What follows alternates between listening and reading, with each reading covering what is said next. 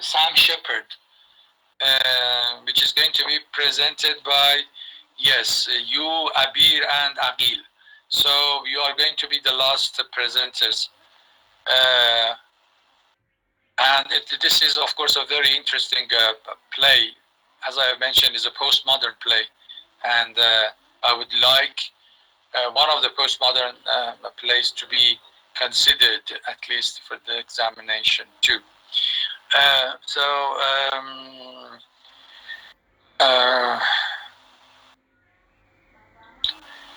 If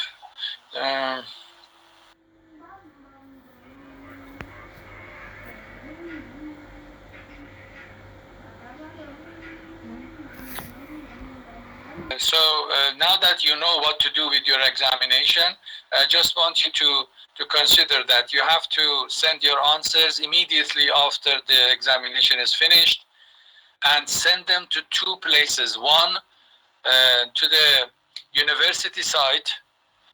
There is a place that you can do this. And in order to make sure, please send them to my email address as well. So don't forget to do this. Send to both of them.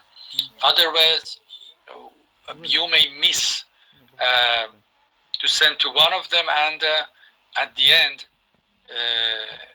it may not be considered and you lose your mark. Remember that if you do not take part in the final examination, you are not going to receive any mark at all.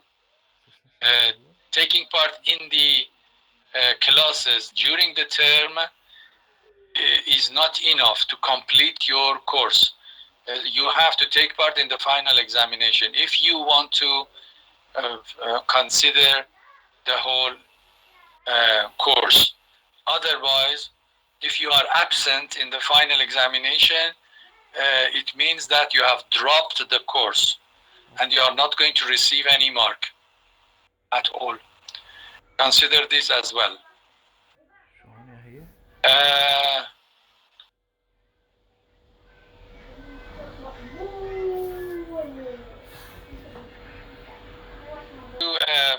An answer sheet, empty answer sheet to the group, and then you can copy that, and then you can write your answers on the copy of the answer sheet that I have sent to you, and then you will send it to the to my address, to my email address, and also you will upload it in the university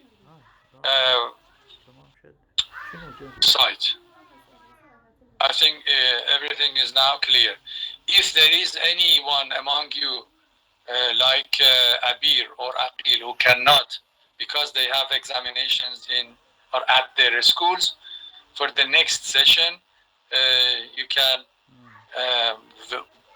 actually waive the classes. But remember that these two have their presentation in the last session. Those who did not have their presentation up to now and they have surpassed the time of their presentations should come to the class and have their presentations. I have read the names. So at least we should have 4 presentations for the next 2 sessions. 4 presentations. And on Wednesday, we have another session. We can have another 2 presentations. Okay? So please take part in the examination. If you do not, for any reason, take part in your presentations, it means that you are going to lose a great deal of mark. Do not do that. Take this serious and take part in your presentations. Anyhow, I think we have enough information about Eugen Ionesco, the Romanian-French playwright who has actually left a great impact on the writers of the mid-20th century with his technique. Apart from the chair, he has 2 other very famous works, such as The Bold Soprano and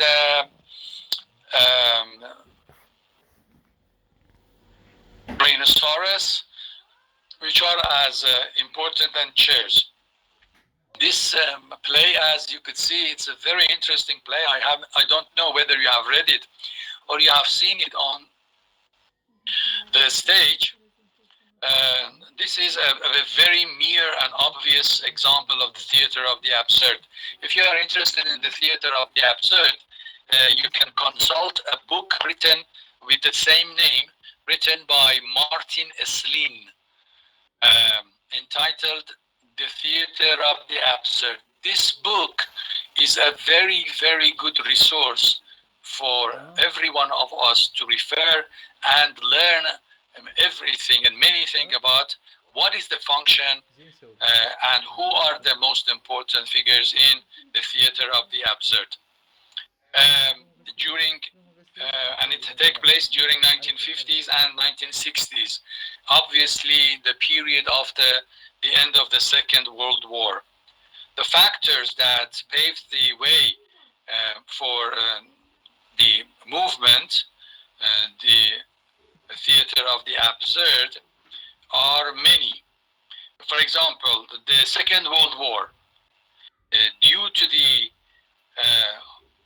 horrors of the Second World War, we are faced with many uncertainties. One of these uncertainties were the temporariness of values, not the fixed values, temporariness of values.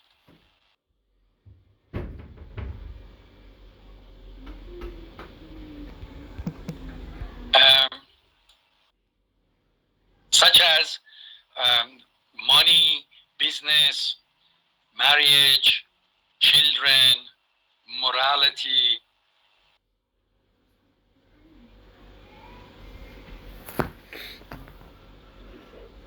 So social and psychological order actually was under scrutiny.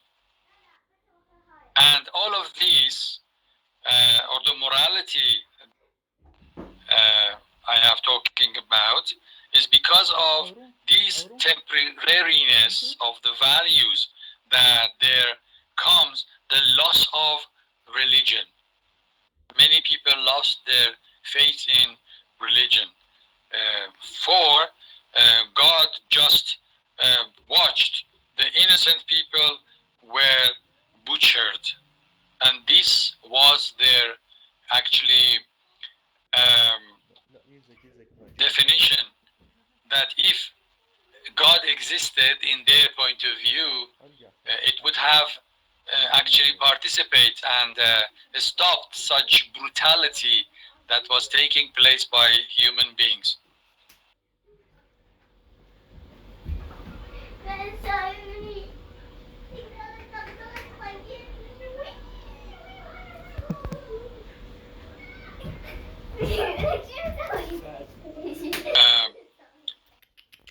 One of the examples for the morality and which I have mentioned, and it is in our list for to show that temporariness of the values, is that it shows that war is immoral, because you have to make choices which might be well against your sets of values, and you face an obligation and there's no way out. Maybe you do not want to kill anyone, but you are obliged to, you are enforced to. Just like we can see about making choices. For example, there is a film called Sufi's Choice. In this film, there is a mother who has been detected by the Nazis because they are Jews. The father has been sent to the France. This mother has a son and a daughter, two children, one son, one daughter, and they are very small, only at the age of I don't know, 3 or 5. And when they are going to get into the train in order to be sent to the camps, the major of the one of the majors and captains of the German army pointed at her and mentions that you can have only one of your children with you. You have to leave one of them with us. And you have to make your decision right now. You do not have any time to think about it. And when in this kind of situations,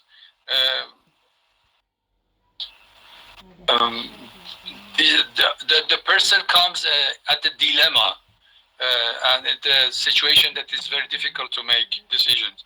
And the mother chooses his son to take it with her. It seems that the girl who was younger and needed more protection actually was left out by her mother. And this, by choosing the son, that mother was always in a kind of a position that always she blamed herself that why I had chosen my son and not my girl. So this uncertainty is very, very painful. And this is the outcome of the war. So the loss of faith in God after the war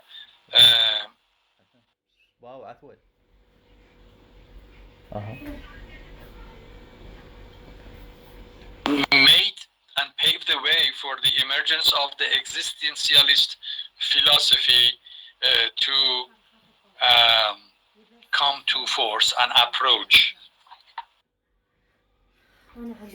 You know that in existentialism, we have two kinds of existentialism. The one which was posed by Kierkegaard philosophy about existentialism, which is a kind of a, we better say, a kind of a religious, because he was a theologian, apart being a writer and a poet, and he himself was a priest. And he rejects the Hegel's neat way of thesis and antithesis, and the clash between thesis, antithesis, and synthesis, dialecticism. And Kierkegaard says that human being should do a commitment. You should find an essence for life, and you are responsible for doing this.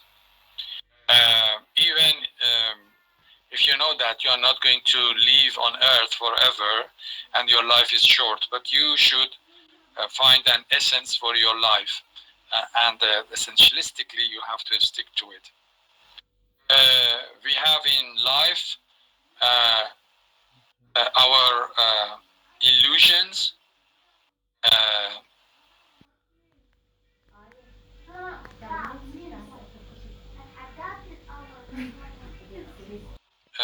keeps the characters rolling the a stone up. For example, if you have read Sisyphus or Sisyph, written by Sisyph legend, written by Albert Camus, who himself is an existentialist, which is taken from the Greek mythology. Sisyph illusion made him and kept him rolling the stone up, and the stone was coming down again, and Sisyph had to take it up again, and again the stone used to come down. And this is an example of something which is absurd. Why this is done? why the stone should be taken at the top of the mountain and then come down again without any reason, so that Sisyphus has to take it up again, and why he does it. That was something that he had to do, because he was actually under the spell by Zeus, god of gods. But if we take this in our lives, it's something. This is the example of something absurd to be done, something which does not have any outcome, and it does not have any result at the end.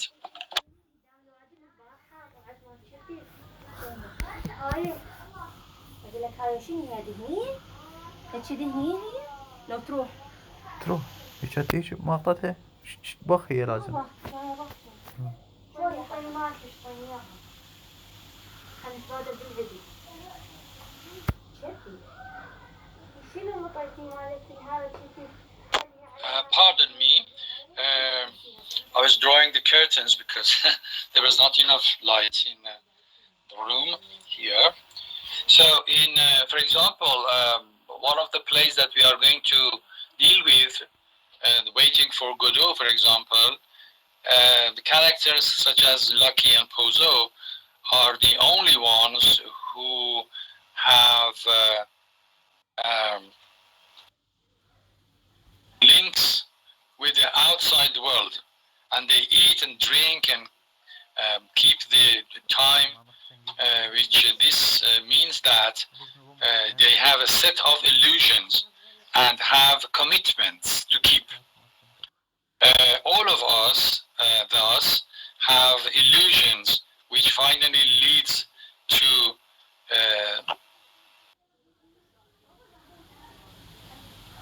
deterioration and to actually exploit us at the end.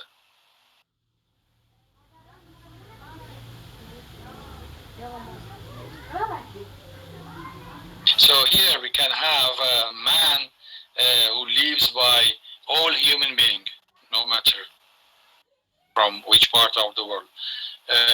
Man lives by two coordinations.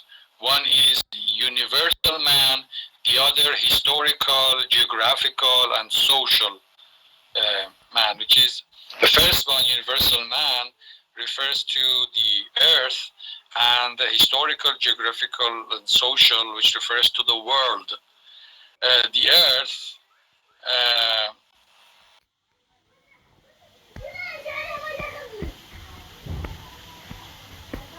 is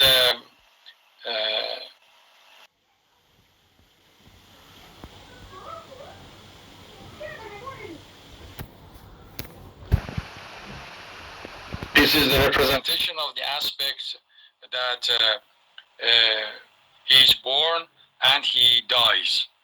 I mean, human being. But the world, in the place called a world, we live between the process of times of birth and death, which we go on acting according to our illusions that makes us look powerful and happy or sad. So these illusions, maybe they are, I don't know, ideological illusions, maybe they are religious illusions or whatsoever. The first examples that I've mentioned, man lives by universal man who lives on earth, and they are aware of their birth and their death, like Vladimir and Stragon in Waiting for Godot, that we are going to have this in the next session. They are millions of years old.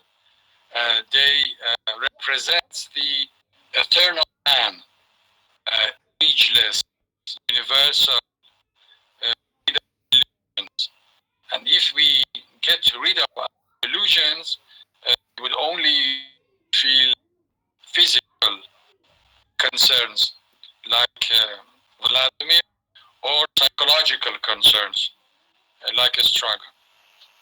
But when we are considering the historical, geographical, social, which is the representation of the world, the representative of these in Waiting for Godot is Pozo and Locke. And there are lots of ideals, illusions, moments of sorrow, moments of disillusionment, which leads, according to Brecht, all these passes away and nothing will left. So Pozo, at the end of the play, Waiting for Godot, becomes blind, loses his senses of time, place, geography. He has no notion of time anymore. And in the first act, he could see and gave a beautiful description of geography. Since the class is the time of the class is ended now, I have to stop here. We will have more discussions about display, chair, and the others that we have gone through before, and we did not have time to discuss them. And we will talk about them in more details. Okay. Well, thank you very much indeed for your class participation. See you all on next Monday and next Wednesday classes. I hope to have at least 4 of your presentations for the next week extra classes and 2 for our next Wednesday class. Okay. Thank you all. Take care. Have a good weekend and so long. Goodbye.